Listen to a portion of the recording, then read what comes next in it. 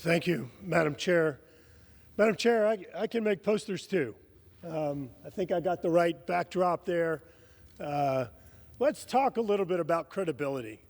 Let's talk a little bit about the challenges that this country is experiencing, that the little girl on the playground, that our families across America are experiencing right now, and let's talk about why.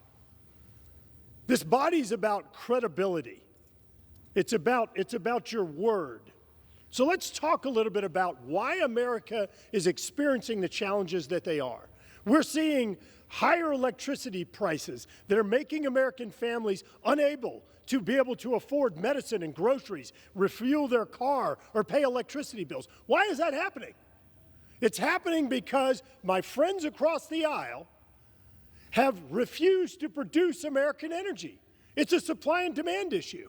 This happened when they gained power.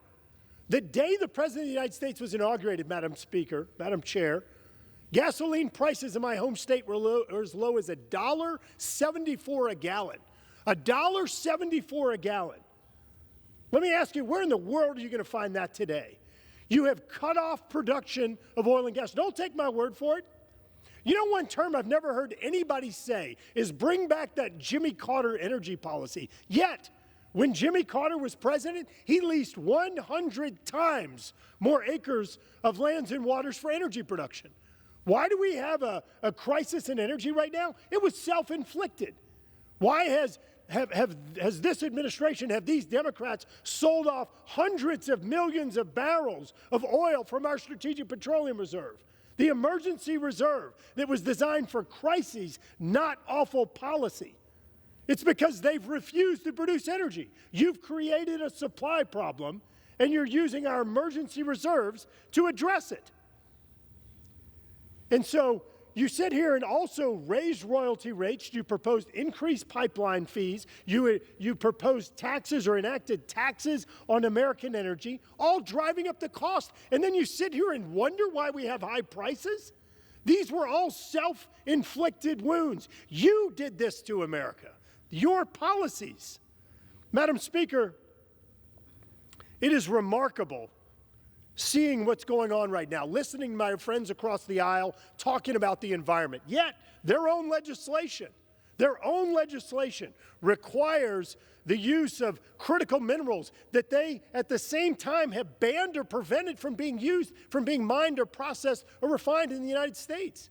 In some cases, China has 80% of these critical minerals locked up. So if you force markets in the direction, if you force the use of those strategic materials, and the only place that has it is China, who are you benefiting?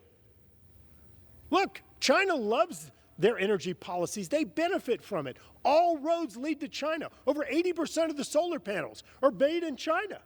And whenever this administration found that China was illegally subsidizing, illegally dumping solar panels on the United States, they banned them and put tariffs on them. So then China starts sending them through other countries.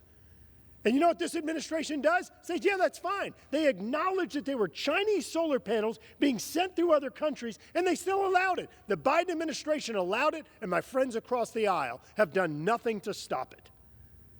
The truth is that emissions have gone up under their policies, not down. Madam Chair, let me say that again. Under the previous administration, emissions went down. Greenhouse gas emissions went down an average of 2.5% a year.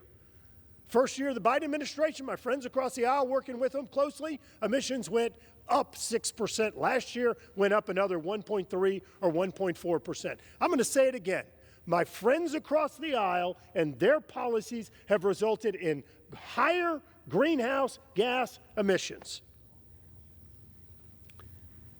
They have increased our dependence upon foreign energy sources. We had the Secretary of the Interior standing right in our committee, wasn't even aware that we had become increasingly dependent upon Russian energy.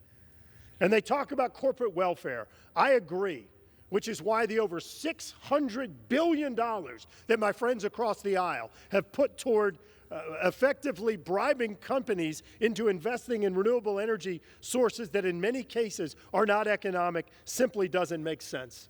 This bill follows logic, it follows good policy. It ensures that we're getting energy resources from the United States. It ensures the affordability by bringing American energy online. And it results in lower global emissions. Lower global emissions. Okay. Madam Chair, I urge support of this legislation and yield back.